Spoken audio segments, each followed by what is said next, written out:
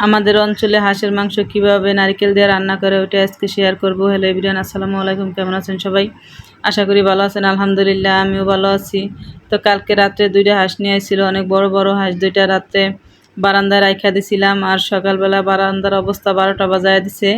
তো হাঁস 2টা আমি জবাই করে পরিষ্কার করতে আনছি। তো একা হাতে 2টা হাঁস পরিষ্কার করতে আমার পুরো দিন পার হয়ে গেছিল।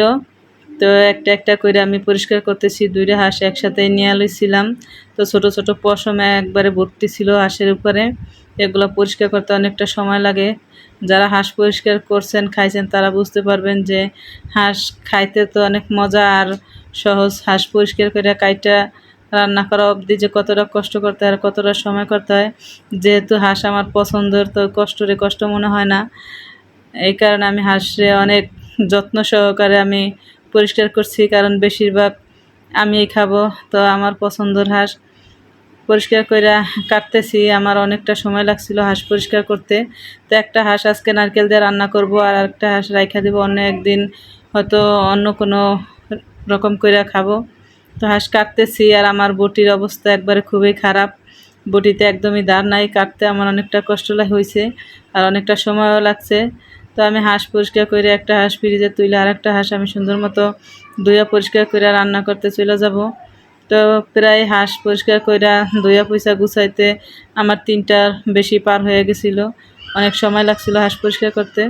তো এইদিকে এই যে নারকেল দিয়ে যেহেতু রান্না করব, তো আমি নারকেল করে বাইটা নিতেছি, আর হাঁসও পরিষ্কার করে ধুয়ে রান্না করতে চলে আসলাম।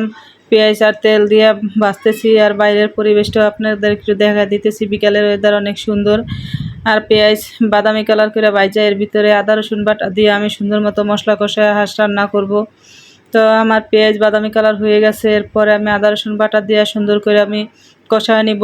পেঁয়াজ, আদা রসুন আর লবণ দিয়া সুন্দর করে কষাইয়া একবার পেঁয়াজ দানা দানা ভাপ আসা পর্যন্ত আমি কষায় নিব। এরপরে নারকেল বাটা দিয়ে দিছি। নারকেল বাটা দিয়ে আরও আমি বেশ কিছুক্ষণ কষাবো, কারণ নারকেল বাটা যত কষানো ভালো হইব তরকারির স্বাদ তত ভালো লাগবো।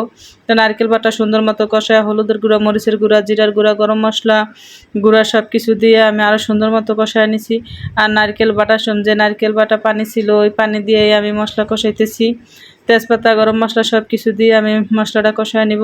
তো এই যে আমার মশলা কষানোর কালার একবারে অসাধারণ লাগতেছে আমার কাছে, কারণ মশলা যত ভালো কষানো হইব তত তরকারির স্বাদ ভালো লাগবো। মশলা কষানো ভালো না হলে তরকারি ওটা কোনো কালারও ভালো আসবো না, আর খাইতেও ভালো লাগবো না। তো এই কারণে রান্নার আগে যত পারেন মশলা কষায় নেবেন। আমার তরকারি রান্না করতে যতটুকু না সময় লাগে, তার চাইতে বেশি সময় লাগে মশলা কষাইতে। তো এদিকে মাংস এই যে প্রায় আমার সিদ্ধ, হাফ সিদ্ধ হয়ে গেছে। তো মাংস আমি ডাইকা অনেকক্ষণ পর্যন্ত কষায় নিয়ে এরপরে কয়েকটা কাঁচামরিচ আর পরিমাণ মতো পানি দিয়া আমার রান্না করা প্রায় শেষ। আজকের ভিডিও